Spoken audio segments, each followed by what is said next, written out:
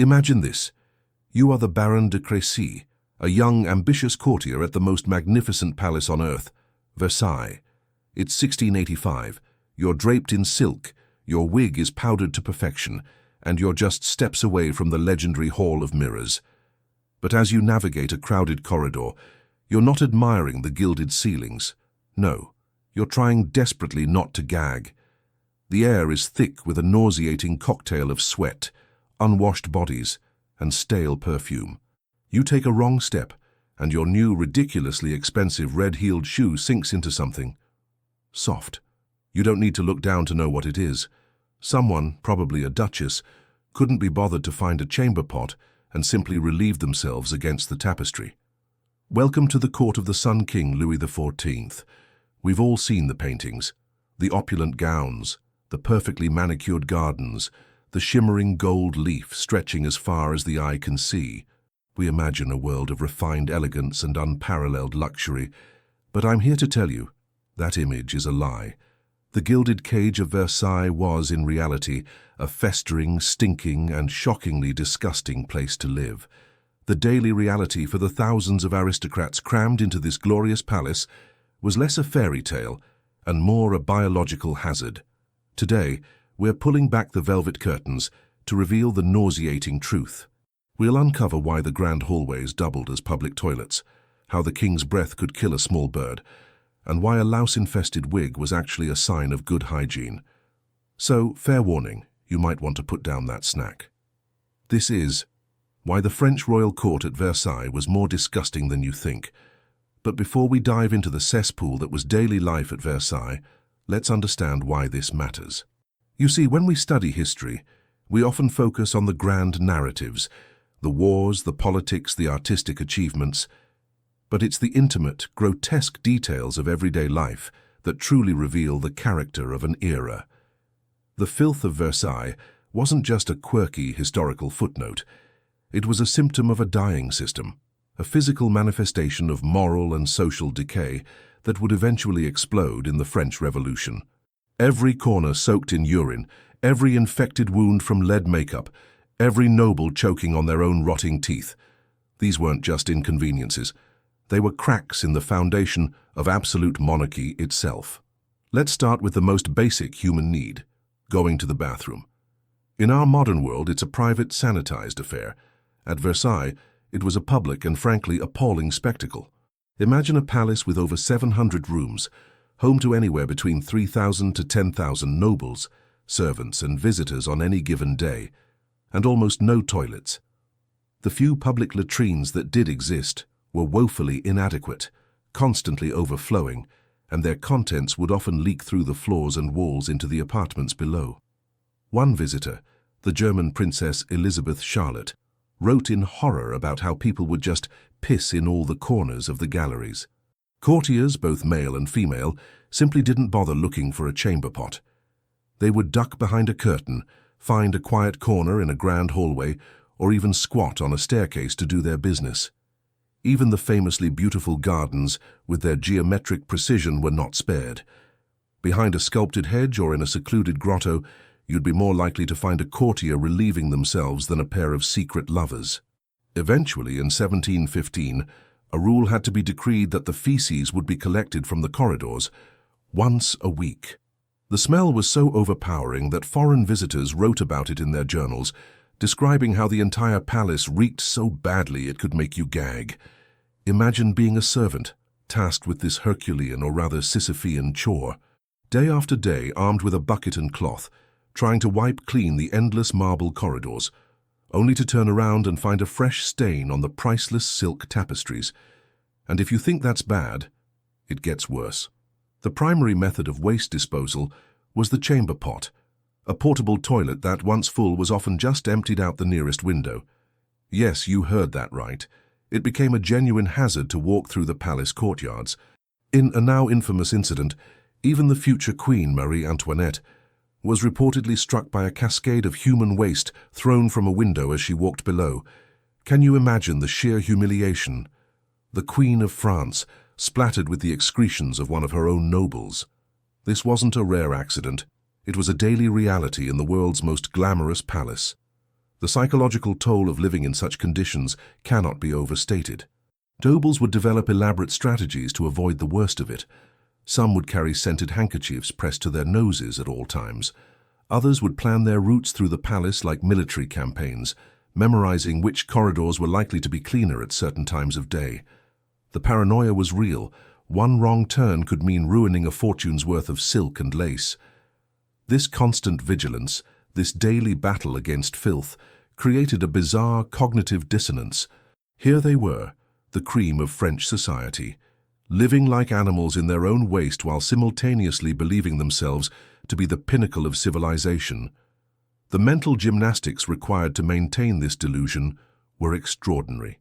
So the palace itself was a giant toilet. Surely the people living inside it were cleaner. Oh, you sweet summer child. In the 17th and 18th centuries, there was a prevailing medical belief that bathing in hot water was incredibly dangerous. Doctors theorized that warm water opened the pores, allowing diseases or miasmas to enter the body. As a result, full-body baths were incredibly rare. King Louis XIV, the Sun King himself, is rumored to have taken only 2 or 3 baths in his entire adult life. His daily hygiene consisted of wiping his face and hands with a linen cloth, sometimes dampened with alcohol or his own saliva. When he got sweaty, he didn't bathe, he just changed his shirt. In fact, changing your linen undergarments frequently was considered the height of cleanliness. A clean white shirt was a status symbol, as the linen was believed to absorb the body's dirt and odors.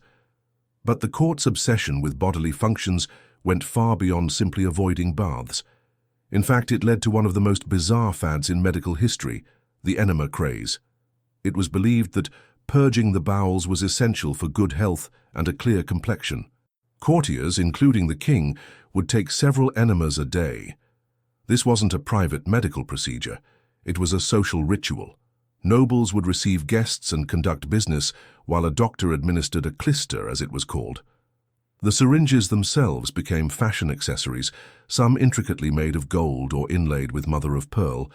They even came in different scents, with rosewater, orange blossom, or bergamot being popular choices for the injection. The court physician to Louis XIII, the father of the Sun King, documented performing over 2,000 enemas on the king in a single year. So how did they manage the stench of thousands of unwashed, though internally cleansed bodies? One word: perfume. Versailles wasn't just a palace, it was what historians call the perfumed court. But this wasn't the subtle, pleasant fragrance we know today. Nobles doused themselves, their clothes, their wigs, and even their furniture in incredibly strong, heavy perfumes made from animal musk and overpowering floral scents. The goal wasn't to smell good, but to mask the foul odors of sweat, filth, and decay. Imagine the cloying, heavy scent of jasmine and ambergris mixed with the acrid smell of stale sweat, urine, and unwashed hair. It wasn't a pleasant aroma. It was a toxic cloud of fragrant desperation. Let's talk about something we all take for granted: dental hygiene.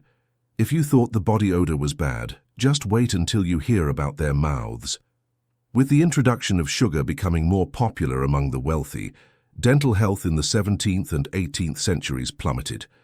Cavities, abscesses, and rotting gums were rampant. King Louis XIV's dental history is the stuff of nightmares. A botched tooth extraction in 1685 resulted in his surgeons removing not just a molar, but a significant portion of his upper jawbone. The procedure left him with a massive hole, a fistula, connecting his nasal cavity to his mouth. This meant that whenever he drank liquids, they would often come pouring out of his nose. Food would get stuck in the opening, leading to horrific infections and a breath so foul it was said to be utterly unbearable. So how did the aristocracy deal with this oral horror show? Not with brushing. If a tooth needed extracting, you wouldn't visit a dentist's office. You'd go to a fairground or a public square to see a tooth drawer. These were theatrical charlatans who would use brutal, unsterilized pliers to rip teeth from people's heads, often with a live band playing to drown out the screams. They frequently fractured jaws or caused deadly infections. To replace the gaps, the wealthy might purchase dentures made from hippopotamus ivory, or morbidly, from the teeth of dead soldiers looted from battlefields like Waterloo. These Waterloo teeth were a grim but popular solution for a rotten smile. For day-to-day care, people would rub their teeth and gums with cloths and powders made from things like charcoal, brick dust, and salt. It's no wonder that in most portraits from the era, the subjects are rarely, if ever, smiling with an open mouth. They were hiding a truly gruesome secret. The social implications of this dental disaster were profound. Conversation at court became a delicate dance of maintaining proper distance. Too close, and you'd be assaulted by the fetid breath of your companion. Too far, and you'd appear rude or worse, suggest that they smelled bad, a social suicide at Versailles. Courtiers developed an entire vocabulary of euphemisms to politely suggest someone step back or turn their head. Fan language wasn't just for flirtation, it was a survival tool, creating a barrier between you and the toxic exhalations of your peers. The irony is palpable. In an era obsessed with wit, wordplay, and brilliant conversation, the very act of speaking could be a nauseating ordeal. Life at Versailles wasn't just disgusting, it could be downright deadly, and not just from the rampant diseases like smallpox and syphilis that plagued the court. Even the things designed to make you beautiful or healthy could kill you. Let's start with fashion. Those enormous powdered wigs are an iconic symbol of the era. But why were they so popular? It wasn't just a style choice. Syphilis, a common affliction among the nobility, often caused hair loss. Wigs were a practical way to cover up baldness. Men would often shave their heads completely to wear them. This had an unexpected hygienic benefit. Lice, another constant companion of the court, would infest the wig instead of the person's actual hair. It was far easier to boil a louse-ridden wig to delouse it than to pick nits out of your hair every day. Then there was the makeup. That ghostly white pallor was all the rage. To achieve it, both men and women would slather their faces in a lead-based white paint called Venetian ceruse. Unbeknownst to them, they were slowly poisoning themselves.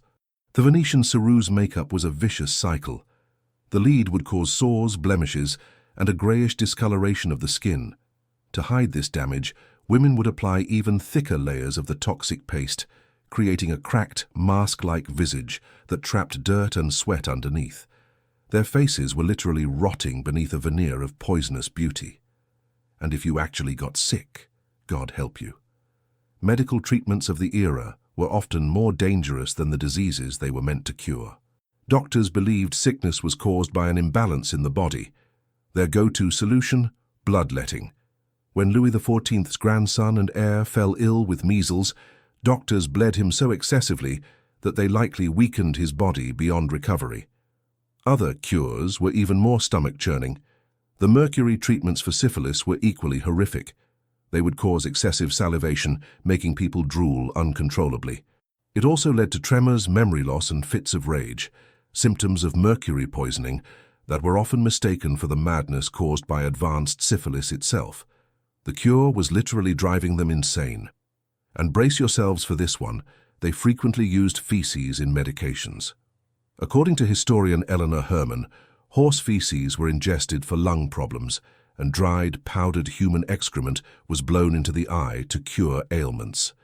They were literally fighting disease with filth. It's a miracle anyone survived at all. What's perhaps most shocking is how normalized all of this became. Children born into court life knew no other way of living. They grew up thinking it was perfectly normal to dodge human waste in hallways, to see their mothers' faces crack and peel from lead poisoning, to watch their fathers spit out teeth at the dinner table. This was their baseline for civilization. Foreign ambassadors would arrive at Versailles expecting to find the apex of European culture, and instead found themselves retching in corners, desperately trying to maintain diplomatic composure while their senses were assaulted from every direction. Some would cut their visits short, claiming urgent business back home, rather than endure another day in what one Italian diplomat privately called the most beautiful circle of hell ever conceived by man. So what's the bigger picture here? The filth, the disease, the sheer visceral disgust of daily life at Versailles wasn't just an uncomfortable inconvenience, it was a reflection of a society teetering on the brink. This world of gilded squalor, where nobles literally stepped over human waste to bow before their king, highlights a profound disconnect between appearance and reality, a disconnect that would ultimately fuel the flames of revolution.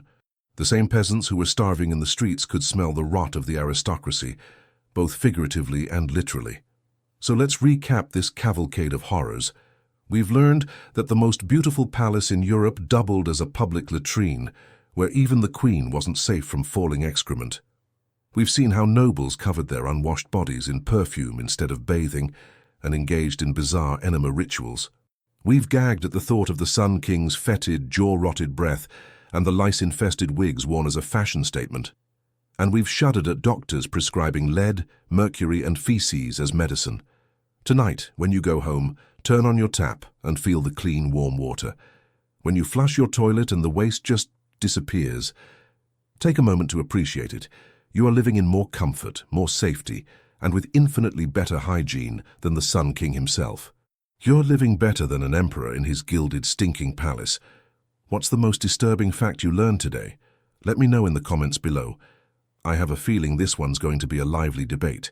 And if you thought this was shocking, wait until you see my next video, Why Medieval Knights Were More Clumsy Than Courageous. You won't want to miss it. Remember to like, subscribe, and for the love of all that is holy, wash your hands with actual soap.